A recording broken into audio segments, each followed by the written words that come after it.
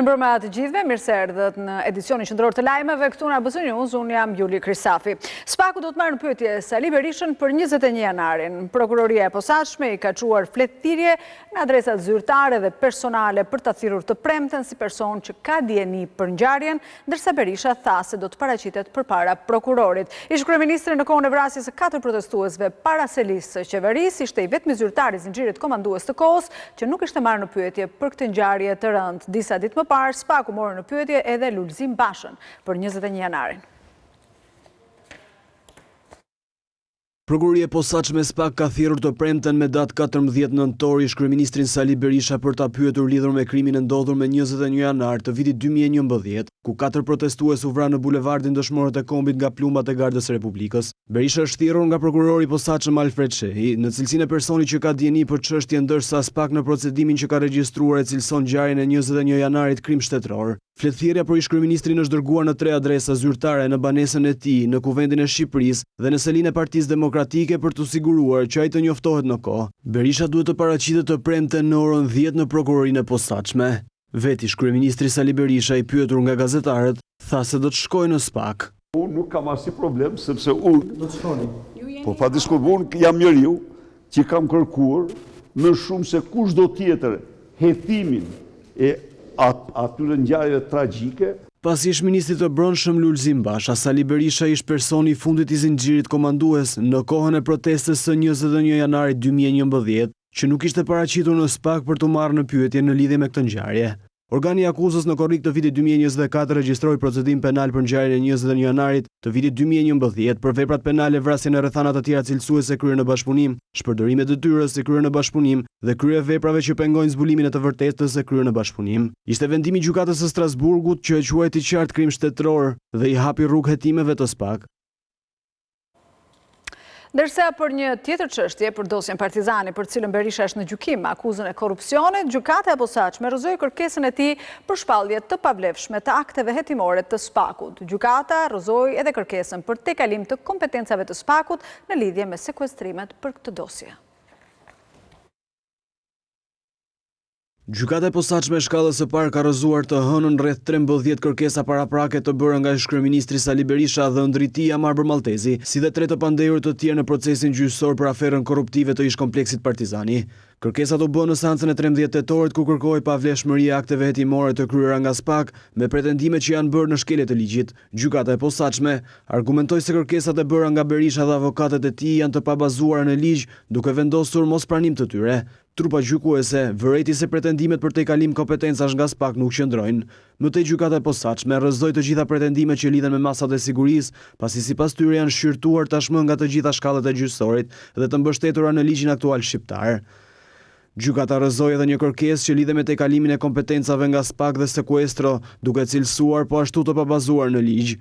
Sipas trupës gjyqësore, sekuestrimet e kryer në Studio Pustina dhe të dhënat e marra nga shoqëria Home Plan janë të ligjshme, por gjykata ka konstatuar se dhënat e përfituar nga pajisjet që janë kthyer më pas të pandehurve janë të papërdorshme. Në të njëjtën seancë, gjykata e posaçme rrëzoi një tjetër kërkesë, atë të mbrojtjes së Kontakt SHPK, për ndarjen e çështjes dhe gjykimin me procedurë të shkurtuar.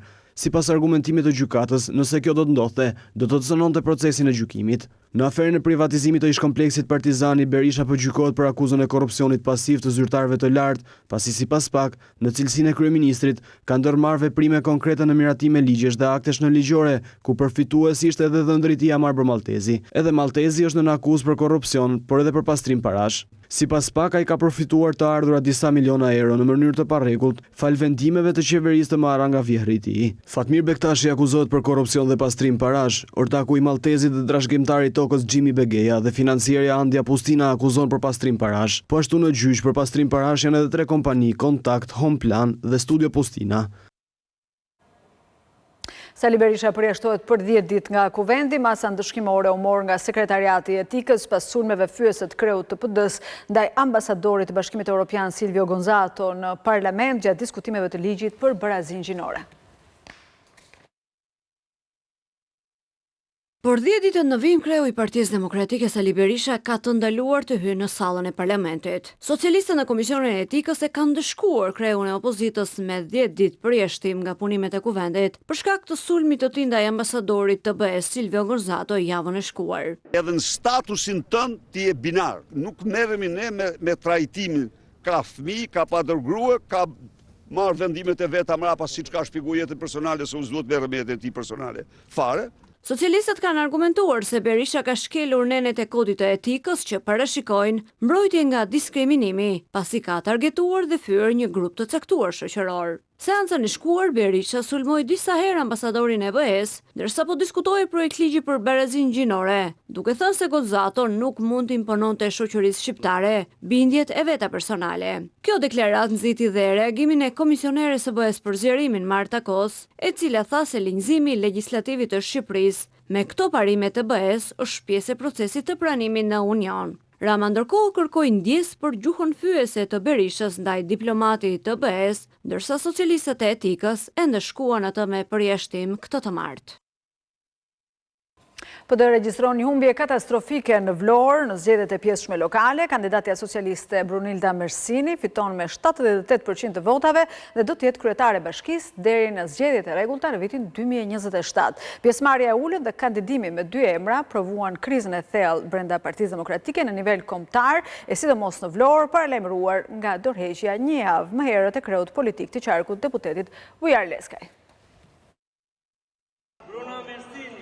Vlora bën historinë. Për herë të parë qyteti do të ketë një grua kryebashkiake. Brunilda Mersini e Partisë Socialiste fitoi zgjedhjet e pjesëshme lokale në pjesëmarrjen më të ulët, por me diferencën më të thellë në Vlorë. As 22.000 qytetar, apo 12.54% e vlonjatëve shkuan të dielën për të votuar, por nga këta, 15.672 apo 78.44% i besuan votën Mersinit, kurse opozita në një rënje historike në Vlorë, garën e vetme e kishte mes 2 kandidatëve të saj. Dionis Sota, i mbështetur nga Partia Demokratike, mori vetëm 400 vota më shumë se ish demokrati Gjergji Nika, i pavarur. Të dy bashk 4.200 vota, apo 21%, 7.000 vota më pak se në vitin 2023. Por ndërsa opozita në Vlorë s'ka ilaç që e shëron, Brunilda Mersini është mjekja që premton se do të shërojë qytetin nga problemet dhe zgjidh edhe merakjet e kryeministrit për qytetin bregdetar. Këto shqetësime nuk janë vetëm shqetësimet e kryeministrit, por janë shqetësimet e një qyteti të tërë, një qyteti që është një qytet turistik dhe tashmë me aeroportin do të jetë një qytet evropian,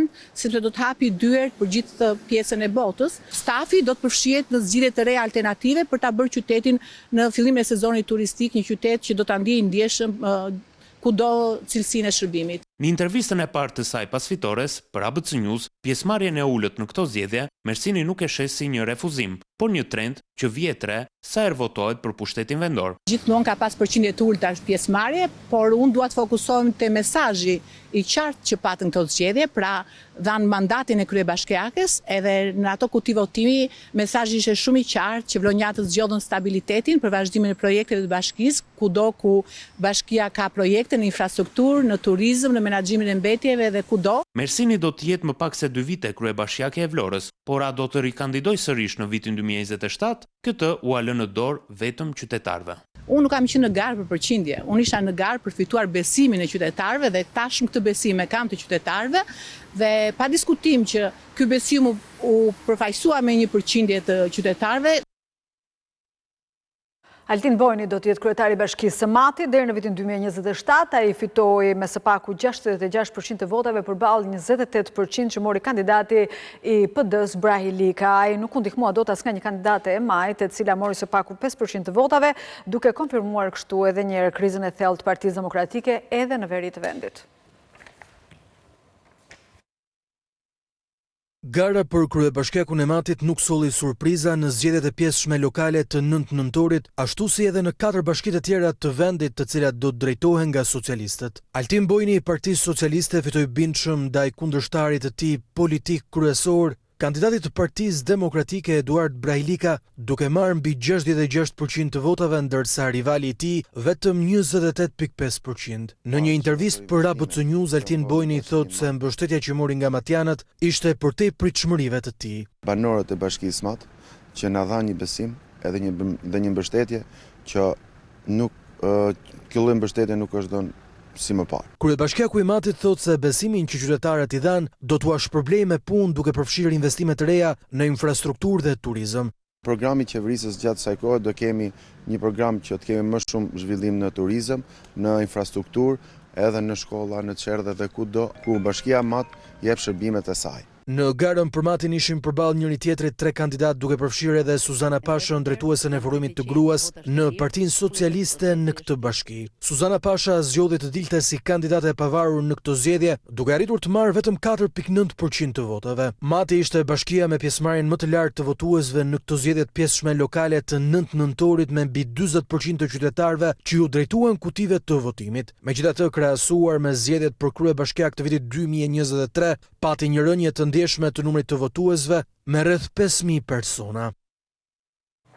Ervin Ceca do t'jetë kryetari i Bashkisë së Beratit, por ndërsa fitoria e tij vihej pak në dyshim, në Berat PD shënon një humbje historike. Kandidati Shkarpa, i mbështetur prej saj, kap më pak se 17%, një shifër e ulët që Partia Demokratike nuk e kishte arritur as në vitin e saj të errët 1997. Ervin Ceca tha për ABC News që fitoria erdhi pas punëve të mira dhe besimit që qytetarët kanë për Partinë Socialiste. Nuk ka surpriza në Berat.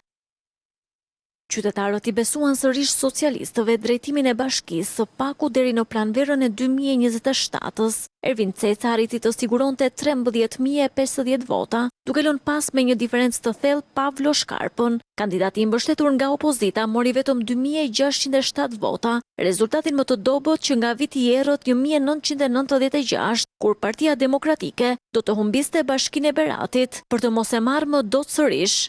Në kampin socialist tuk pati fest pas fitores, ndërsa këtë të hënë, Ceca u rikthye në zyrë si kryetari zgjedhur nga populli. Në një intervistë për ABC News, ai nuk i fsheu emocionet për besimin që i dhanë qytetarët.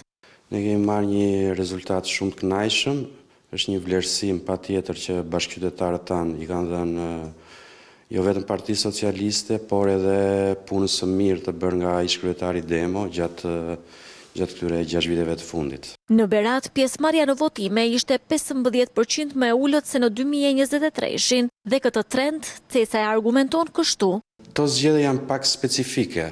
Mbulimi mediatik në rang kombëtar nuk ka qenë, le të themi siç është në zgjedhje normale. Po ashtu kemi pas dhe një problem ditën e djeshme, kushtet atmosferike nuk na favorizuan, kështu që bën që shumë qytetarë, le të themi, të stepeshin për të drejtuar drejt kutive të votimit.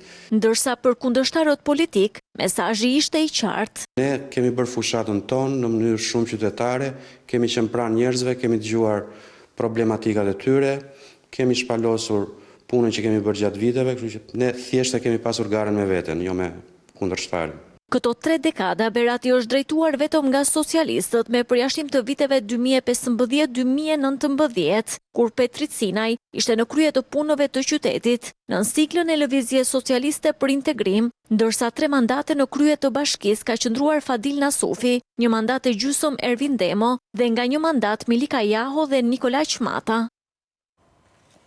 Edhe në Tepelen, humbja e Partisë Demokratike është katastrofike. Kandidati i saj, Gabriel Guma, nuk ka arritur të marrë as 950 vota. Pjesëmarrja e ulët nuk ka penguar kandidatin socialist Gramo Sako të fitoj mandatin e pjesëshëm si kryetar bashkie me 4 herë më shumë vota, duke vulosur kështu fitoren e thellë të Partisë Socialiste në zgjedhjet e 9 nëntorit, ndërsa PD është tashmë në mënyrë të pandalshme drejt fundit të ciklit të saj historik.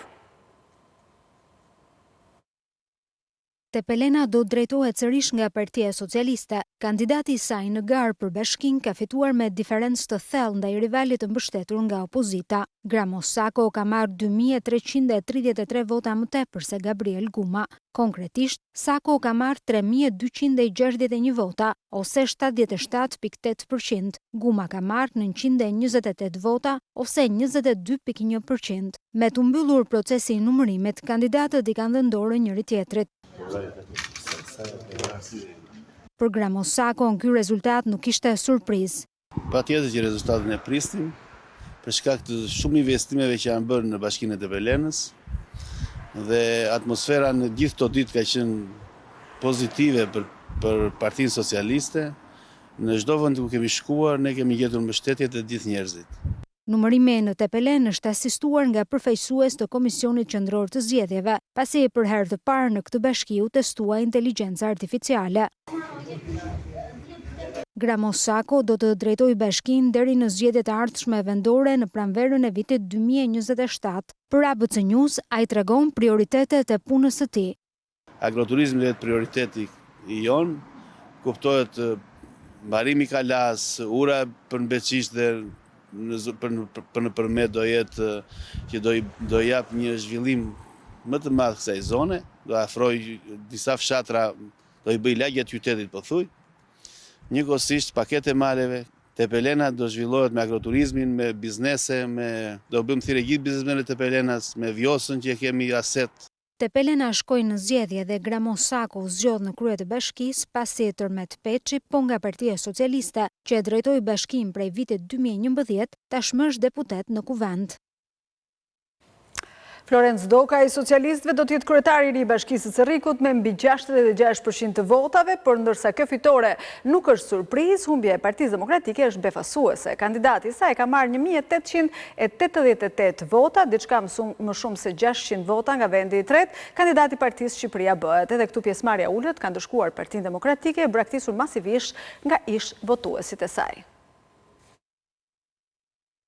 Me 66.22% të votave, kandidati i Partisë Socialiste Florenc Doka do t'jetë kryetari i Bashkisë së Cerrikut që do ta drejtojë për rreth 2 vitesh. Fitoria e socialistëve nuk kishte surprizë për Cerrikun, por befasuese ishte humbja e Partisë Demokratike. Kandidati Amarildo Hoxha, i cili doli i pavarur në këto zgjedhje përpati mbështetjen e opozitës, mori vetëm 1888 vota. Vetëm 613 vota më pak e ndanin Partinë Demokratike nga kandidati i nismës Shqipëria Bëhet, Eligert Hima, i cili në këto zgjedhje të pjesshme lokale mori vetëm 1275 vota nga zgjedhësit. Edhe pse krahasimisht me zgjedhjet e 14 majit të 2023-shit, pjesëmarrja në Cerrik ishte rreth 8% më ulët dhe Partia Demokratike u ndëshkua nga ish votuesit e saj. Kryetari i ri i bashkisë nuk pati një prononcim për mediat, por do të bëjë vetëm një reagim falënderues për zgjedhësit në rrjetet e tij sociale, të cilët i besuan drejtimin e Cerrikut për rreth 2 vitet e ardhshme. Cerriku prej vitesh tashmë është një bastion i së majtës, ndërsa hyri në zgjedhjet parakohshme lokale,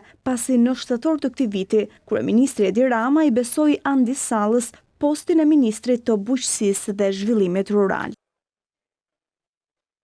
Fitoria e socialistëve në të pesta bashkit ku kishte zgjedhje të pjesshme dhe humbja e thellë e kandidatëve të opozitës shënoi një tjetër rënje për Partinë Demokratike që pa rezultate rekorde të ulta. KQZ konfirmoi se zgjedhjet u zhvilluan qetë dhe nuk pati denoncime për parregullsi, kurse Berisha pas humbjes së radhës edhe zgjedhjet në 5 bashki i quajti farsë.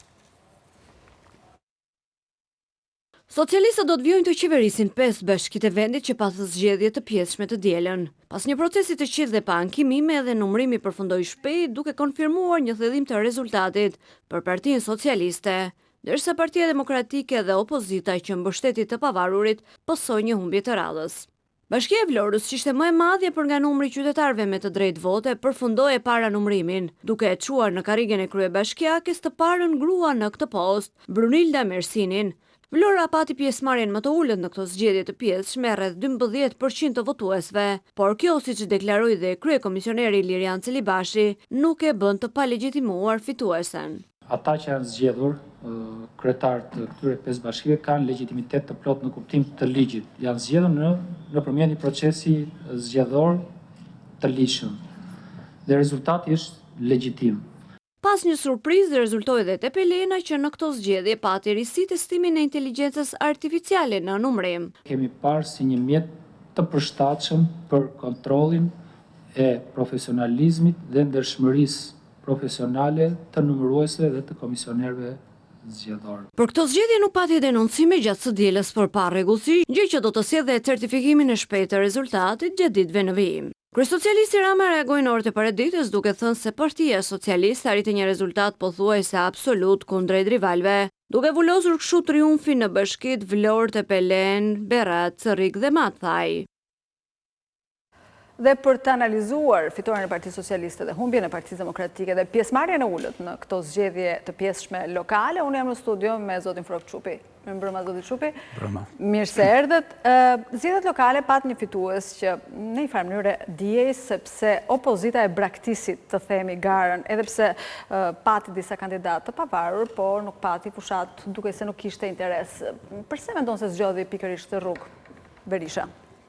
Është detyruar të ndjek këtë rrugë, më duket për të thënë vërtetën rruga më e sinqert, më natyrshme e sinqert e Partisë Demokratike. Partia Demokratike pak nga pak po shuhet, po shkon në fund.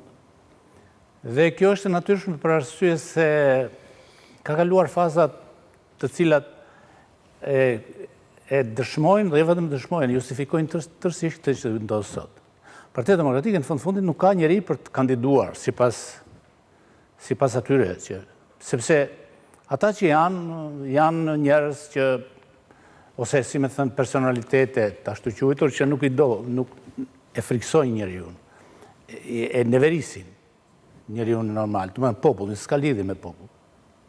Para dyta është se antarësia e thjeshtë e Partisë Demokratike kur nuk ka pasur voqe in capitolo të Nuk ka pasur zë në... S'ka pasur zë, më falë. S'ka pasur zë në Partinë Demokratike. Dhe kjo është që çfarë po ndodh. Do të them që s'ka si surprizë. S'ka si surprizë. Ajo çfarë pritet nga Partia Demokratike, sepse ka një teori që thuhet se po të largohet Berisha nga Partia Demokratike, a Partia Demokratike ringjallet. Nuk e besoj, nuk është kështu në vështrimin tim. Partia Demokratike me Berishën është kjo që është. Dhe pa Berishën do jetë po kjo që është, sepse ndryshe nuk mund të shkonim tek përfundimi ose tek pamja që kemi parasysh që ajo është duke shkuar në fund. Duke shkuar në fund do të thotë që çdo nerv ka rënë, edhe nervi Berisha dhe nervi Partit. Do të thotë që si njeri dhe tjetri të dy elementet kanë strukturuar njeri tjetrin. Okej, mirë Berisha, por përse munguan partitë e vogla? Partitë e vogla nuk janë realisht, nuk kanë akoma fizionomi, nuk kanë akoma... Nuk kanë struktura? Da pikërisht. Nuk kanë akoma, nuk ngjisin. Dyta e treta nuk kanë ende, si thuash, logo, nuk kanë filozofi, nuk kanë atë çfarë thonë, cila është fytyra. Fytyra e partive të vogla njësoj si të tjerat. E praktikisht janë njësoj si Partia Demokratike për ashtu atë Partinë Komuniste, e cila prej kohësh përpiqet të ndërtojë një lloj, përpiqet të ndërtojë një portret. Dhe partitë e vogla kanë dhe një defekt shumë të madh, sepse janë krijuar jo nga vetvetja. Ose si thënë, jo nga, si thuash, jo nga ajo çfarë dëshiron publiku, ose çfarë ka nevojë publiku. Ato janë ndërtuar si pjesë të amebës të ndara nga Partia Demokratike dhe kanë dalë më vete për të bashkuar përsëri me Partinë Demokratike, por pa formuar fizionominë e tyre. Dhe kjo që dëshmoj kësaj herë, ata kanë të njëjtin vest siç ka Partia Demokratike që tenton bunkerin e vet. Do të thotë që siç është Partia Demokratike e futur në bunker me interesat e veta 5-6 veta sa janë e tjerë, po të njëjtin vest kanë të këto. Këta nuk mund të hapen, nuk mund të shkojnë në bazë, nuk mund të shkojnë te njerëzit, sepse kërkojnë një dyqan të vogël për interesat e veta. Okej, një veçori e këtyre zgjedhjeve ishte pjesëmarrja shumë e ulët. Mendon se munguan votuesit e opozitës apo ka një arsye tjetër sipas opinionit tënd? Mungesa e votuesve të opozitës është njëra anë dhe realisht kanë munguar për arsye se në radhë parë janë të dëshpëruar ata të opozitës dhe ata po kuptojnë pak nga pak, nuk kanë arritur dot, nuk mund të arrijnë votuesit e thjeshtë të kuptojnë qysh prej fillimit kur Partia Demokratike filloi të rrëshqas drejt, domethënë Partia Demokratike ka filluar fillimisht të rrëshqas drejt një partie jo programore, jo politike etj. Domethënë, këta antarë të Partisë Demokratike këtu ishin dhe nuk thanë asgjë në momentin kur panë që partia e tyre nga diktatura shkojnë në dhunë, domethënë ndërtoi sistemin e dhunës. Nga dhuna shkoj në dhunën brenda për partitë. Nga brenda Partisë Demokratike shkoj tek djegja e gjërave që të mos i përsërishim njërën pas tjetër. Dhe më në fund, erdhi një moment kur asë një për anëtarëve të Partisë Demokratike ose votuesve të Partisë Demokratike nuk ishte më mundësi të shikonte mbi ujë. Dhe sot është e mbytur. Sot është e mbytur edhe për shkaqet e veta. Ka pasur zëra sot brenda Partisë Demokratike, siç është Ervin Saljani, që ka thënë se qytetarët i kanë gjykuar drejt sepse Partia Demokratike zgjodhi Rehatin. Mos ndoshta këta zëra sinjalizojnë një stuhi ndaj Sali Berishës? Jo thash edhe nëse ka tentativa për stuhi, nuk mund t'jetë stuhi, janë zëra Cicerima e para, e dyta janë zëra që vinë nga të njëjtët mëkatarë si dhe Berisha, domethënë nuk kanë shkëlqyer me filozofinë e tyre, me tejpamin e tyre, me moralin e tyre.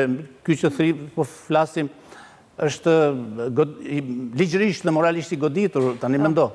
Si mund ta zgjosh një stuhi nga një zë që realisht është antipatik për njerëzit. Por çdo zë që mund të thuhet se zhvillohet Partinë Demokratike është e pamundur, është e pavlefshme, është e pa pranueshme, për arsye se Partia Demokratike, si thua, ka arritur në pikën që thot lërm Zot, kështu si jam.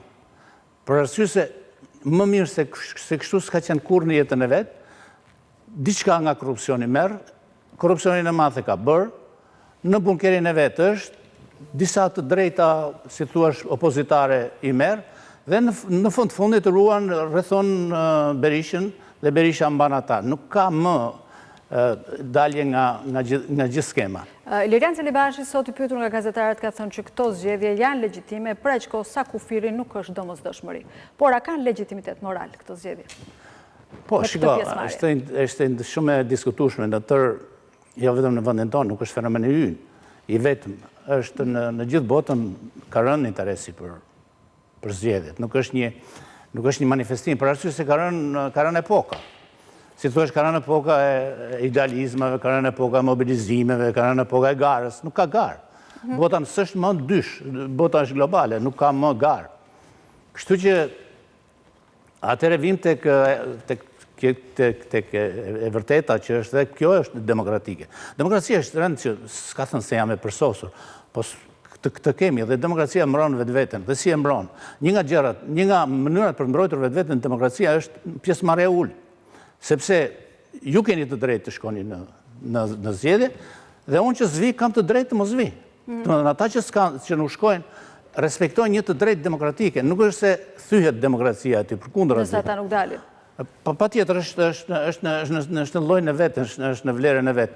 Kështu që edhe me kaq pak do të thotë se pjesa tjetër që shkuan në zgjedhje nuk manifestuan kundërshti. Thjesht nuk shkuan. Është një lloj pohimi në heshtje. Patjetër është një pranim i asaj që çfarë po ndodh. Por unë s'po vi të vë gurin tim, për arsye se e di se ata gurt janë në favorin e kësaj ideje që kam unë. Mund të na shërbejnë këto zgjedhje dhe rezultatet e tyre si një projekcion për zgjedhjet e ardhshme? Është shumë interesante kjo që thatë, se kisha gjithkohës në mend, është paradhoma zgjedhjeve të ardhshme. Domethënë, ky moment ishte i pa planifikuar që shprej fillimit, po ishte një verifikim i asaj çfarë ka ndodhur në 11 maj. Domethënë, në sensin e demokracisë amerikane ishte një midterm. Në midterm nuk mund të fitosh kaq shumë, por në Shqipëri u fitua nga 50% u fitua në 83%. Dhe padyshim që ky do jetë aq më shumë që koha funksionon në dëm të opozitës, padyshim se ajo shkërmoqet, ajo demoralizohet, ajo do bëhet pjesë e dëshpërimit. Do jetë më keq, po thua. Do jetë shumë herë më keq. Kështu që nga 83 mund të jetë 90. Edhe do kemi një. Kjo ishte pak më shumë për batut, po realisht... Batut drejtëruese është kjo, zotit Çupi. Okej, Frok, të falenderoj që ishte me mua sot. Edhe unë e falenderoj. Ndërkohë, do të shkojmë në Kosovë, sepse dhe atje ka pasur zgjedhje lokale, ka qenë balotazhi ditën e djeshme, Lidhja Demokratike e Kosovës duket fituesi reale e zgjedhjeve lokale në Kosovë, ashtu siç e kishte parashikuar sondazhi ABC News për Parim Rama, fitoi balotazhin e vështirë në Prishtinë dhe mandatin e dytë si kryebashkiak. Ndërkohë, vetvendosje fiton Mitrovicën, ndërsa PDK zhytet në krizë me numrin më të vogël historik të komunave të fituara.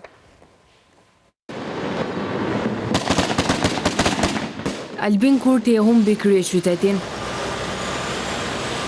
Prishtina do të drejtohet edhe për një mandat nga Përparim Rama, kandidati i Lidhjes Demokratike të Kosovës.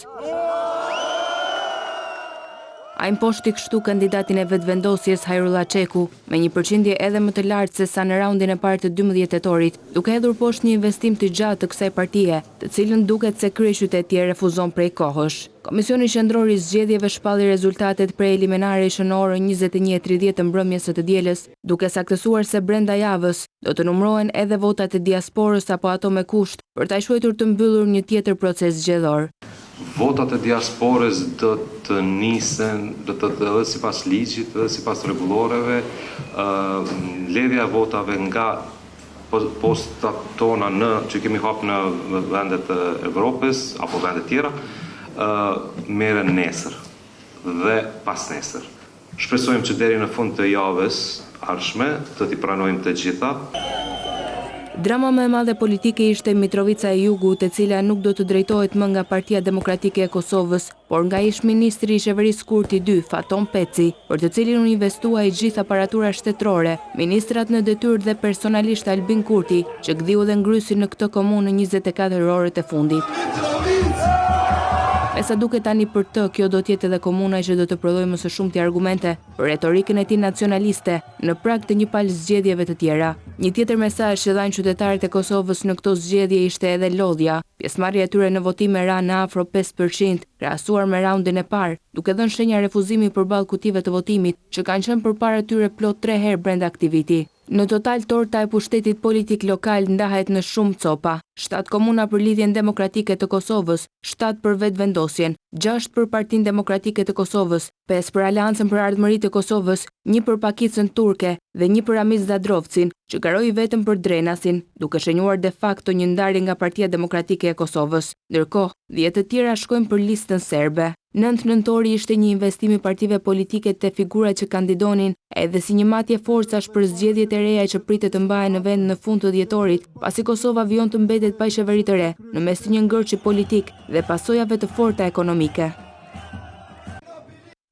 Ndonë se vetëvendosje mori Mitrovicën e Jugut pas një angazhimi total të makinerisë shtetërore, kjo nuk mund të quhet një fitore si Kurti e paraqet. Lista serbe pas rikthimit nga braktisja e institucioneve në 2023 rimori bindshëm gjithë veriun e Kosovës, duke fituar 10 komuna nga 38 në total.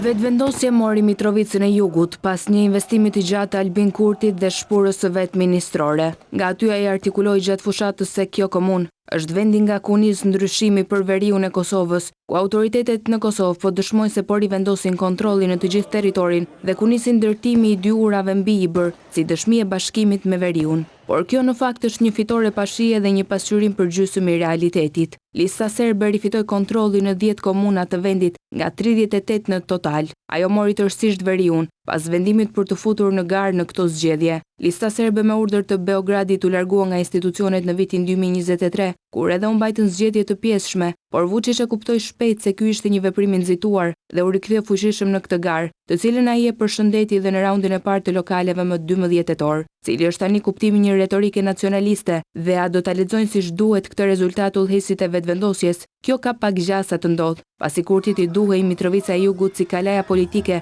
mbi të cilën do të ndërtojë ndoshta një fushat të gjithë për zgjedhjet e parakoshme të përgjithshme, që nuk mundin t'i fitojnë më 9 shkurt. Me Skënder Minxhozin analizojmë zgjedhjet lokale në Kosovë. Zoti Minxhozi, mirëmbrëma, mirë se erdhët. Vetëvendosja tradicionalisht nuk ka pasur rezultate të themi të kënaqshme në zgjedhjet lokale. Në zgjedhjet e kaluara ajo ka pasur 4 komuna, por vëmë re që në këto zgjedhje ka 7 të tilla.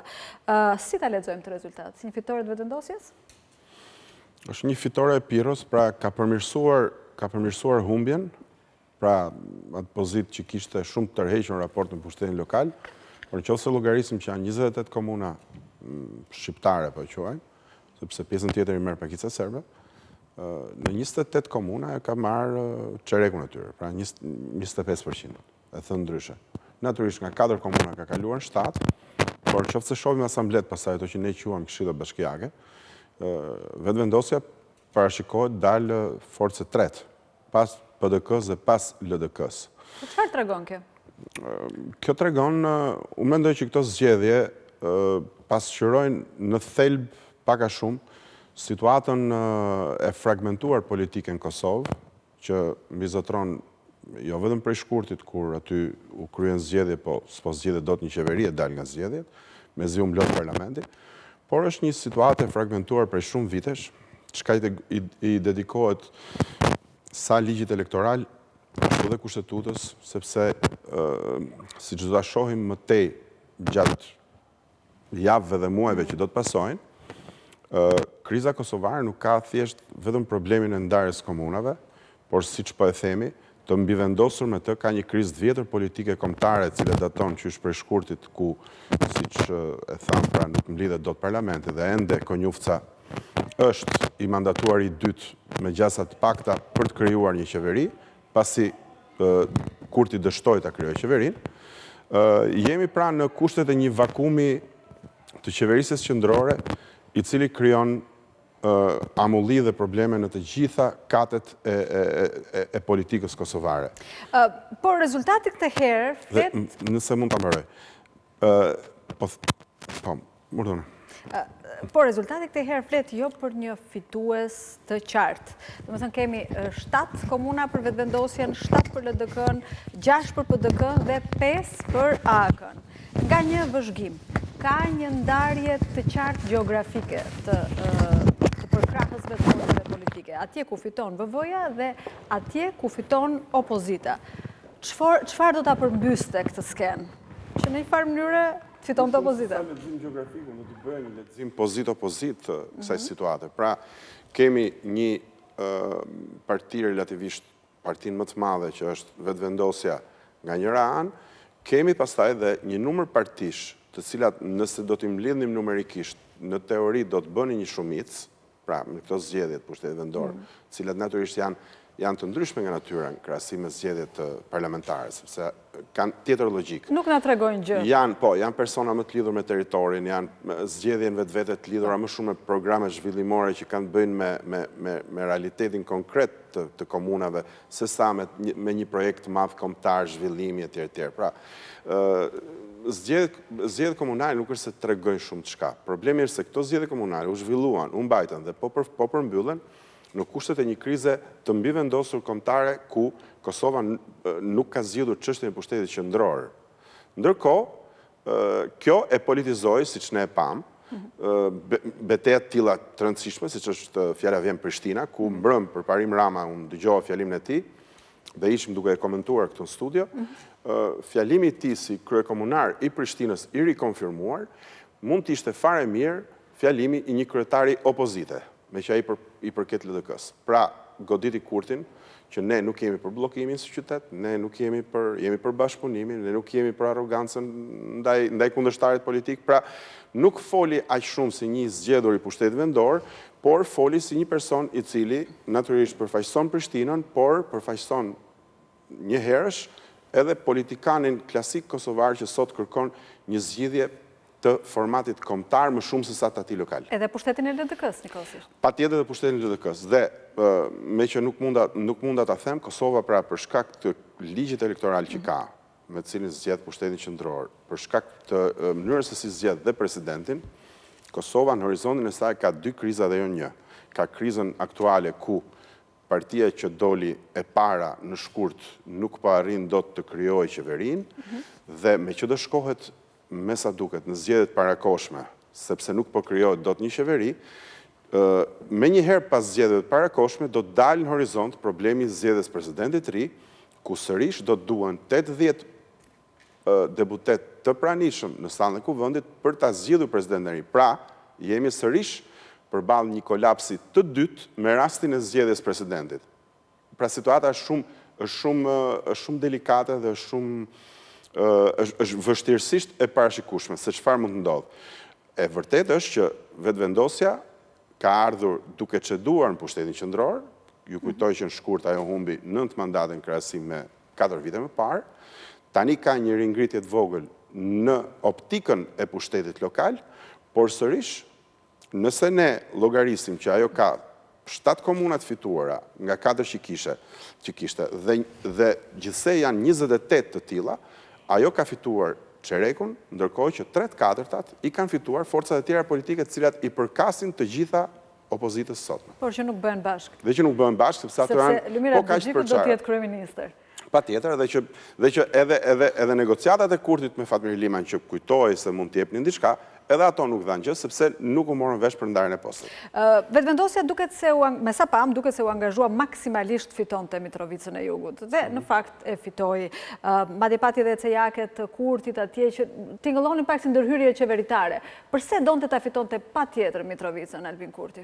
Sepse Kurti ka krijuar imazhin e njeriut që nuk çedon në territore dhe në interes kombëtar, kur vjen puna për të përballur me armikun që ndodhet në veri dhe që sipas tij janë serbët. Pra ka krijuar këtë strategjinë e përballjes së hapur me serbët si një kartë fitimtare në planin e brendshëm politik. Do të thotë, Kurti sot lufton kundër asaj që dikur e quhej shkëmbimi territorëve dhe për këtë akuzon Thaçin edhe deri dhe Edi Ramën, është mbajtur fort në rastin e komunave, e votimeve që u kryen në veri dhe që ju e dini fare mirë historinë, u detyruat hyj Kfori pastaj me kryetar që rrinin nga 2-3 javë në godinën e komunës, sepse kishin fituar praktikisht pa palën tjetër.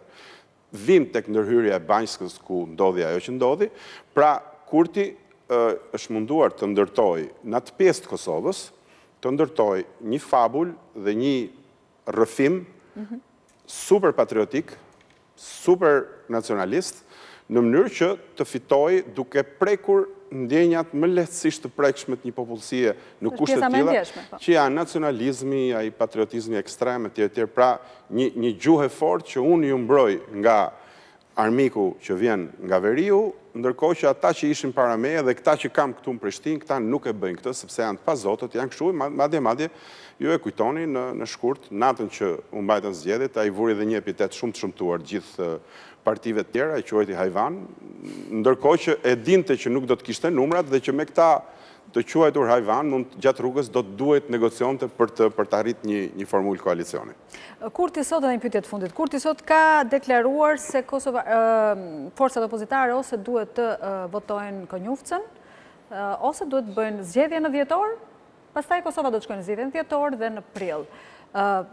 Zgjedhje njëra pas tjetrës për një kohë shumë të shkurtër, ato krizat që ti sapo përmende, çfarë duhet të bëjë opozita? Është një strategji kundërvënie, është një strategji vetë izoluese. Natyrisht që opozita ka kusuret e veta është te dhe përçarë, por zakonisht kur nuk shkojnë mirë punët një shtëpis, fajnë ja vënd zotit shtëpis. Dhe 4 vjet e këtej, për zot shtëpi e Kosova ka pasur vetëvendosin normalisht, që ka qenë forca që ka udhëhequr, ka pas qeverinë qendrore, dhe që për fat keq, përveç se përballjes elektorale dhe ruajtjes votave në emër të atij nacionalizmit që thamë dhe të asaj linjës ashpër abrazive që ka Kurti, thellësisht partijake, por jo shtet ndërtuese dhe shtet formuese, kjo ka prodhuar që Kurti të ndjehet mirë në situata ekstreme përplasje dhe mos ndjehet mirë në kopaqe. Aq e vërtet sa që në 4 vjet qeverisje, me zgjedhjet e fundit të Kurtit, ai rezultoi se kishte humbur një numër jo të vogël mandatash. Pra, kishte pasur një të kurje në nivel të gradimente dhe të pëlqyeshmërisë të publikut kosovar. Prandaj, Kurti gjithmonë kërcënon me kartën e zgjedhjeve, sepse e di që në krahasim të tjerë do të dali pari, po se ç'ndodh pastaj që mbetet vakum puna, që vazhdon Kosova nën sanksione, që amerikanët i thonë ti nuk je njeriu me cilin ne duam të negociojmë.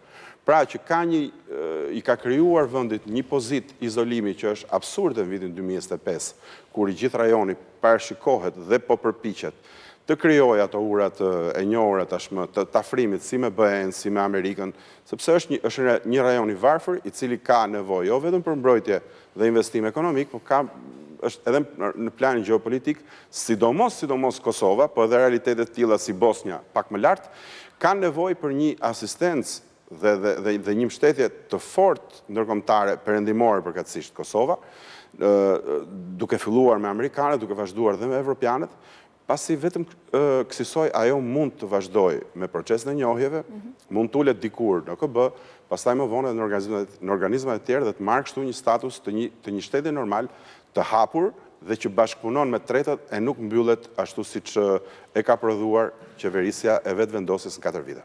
Duket se ky nuk është shqetësimi i Albin Kurtit. Ky është problemi, se do më shumë votat e Mitrovicës Jugut se sa një Kosovë tjetër. Mëngjozit, falenderoj që ishe me mua sonte. Faleminderit. Shqipëria do të nisë përdorimin e mjeteve elektrike. Kryeministri Edi Rama dhe zëvendës kryeministre Balluku prezantuan projektin Oshe Charge, një shërbim i ri i cili do të ngrihet pranë unazës lindore në Tiranë. Parashikohet që në këtë pikë të karikohen rreth 20 automjete elektrike njëherësh, ndërsa burimi i energjisë do të jenë panelet diellore. Ndërkohë, kryeministri Edi Rama premtoi se Shqipëria do të fitojë pavarësinë energjetike duke u kthyer në një vend eksportues. Në kryeqytet do të ngrihet një qendër e veçantë për karikimin e shpejtë të mjeteve elektrike. Kryeministri Edi Rama dhe zëvendës kryeministri Belinda Balluku prezantuan projektin Oshe Charge, duke cilësuar shërbimin e ri të karikimit të mjeteve elektrike, një hap të rëndësishëm drejt energjisë së pastër dhe transportit të qëndrueshëm. Sipas kreut të qeverisë, Shqipëria do të kthehet në një vend eksportues neto i energjisë brenda mandatit. Ky inovacion i fundit i OSHE-s dhe fillimi i krijimit të një rrjeti të furnizimit me energji të automjeteve elektrike të nxis blerjen e tyre dhe të nxis rritjen e numrit tyre në qarkullim, pavarësisht se krahasuar me pak vite më parë numri është rritur në mënyrë të ndjeshme, por krahasuar me numrin e përgjithshëm të automjeteve është ende mjaft modest. Zëvendës kryeministri Belinda Balluku tha se karikimi i automjeteve do të realizohet nga energjia e cila do të prodhohet prej paneleve diellore. Do të ketë 10 kulla karikimi fast charger, në të cilat në të njëjtin moment mund karikohen për pak minuta 20 automjete. Tashmë, kjo që shikoni nuk është thjesht një projekt në letër, por është një projekt që ka marrë lejen e zhvillimit dhe lejen e ndërtimit. Sektori energjetik në vend ka pasur një përmirësim të ndjeshëm të eficiencës, duke u vlerësuar pozitivisht edhe në progres raportin e Bashkimit Evropian. Do ta nisja nga progres raporti i fundit, i cili u shpall vetëm javën e kaluar, ku bazuar mbi 40 masa të vlerësuara, energjia ka marrë vlerësimin progres i mirë. Progres i mirë i dhënë për vitin e dytë radhasit, që padyshim na bën krenar dhe pasqyron të gjitha përpjekjet e bëra nga secili prej jush në këtë sektor, nga elektricisti dhe deri tek drejtuesit e sektorit, apo edhe renti që ne kemi ndjekur gjatë gjithë periudhës përsa i përket kuadrit ligjor dhe gjithçka tjetër, ka sjell këtë rezultat. Duke nisur nga janari viti 2026, në Shqipëri do të instalohen rreth 350.000 matësa inteligjent të energjisë, të cilët do të japin impakt direkt në uljen e mëtejshme të humbjeve. Ndihni pas pak Real Story me Sokol Balance dhe klikoni në abcnews.al për çdo informacion të fundit, ndërkohë na ndiqni edhe në Radio ABC 105 FM. Bashkë mirëpafshim nesër në orën 19.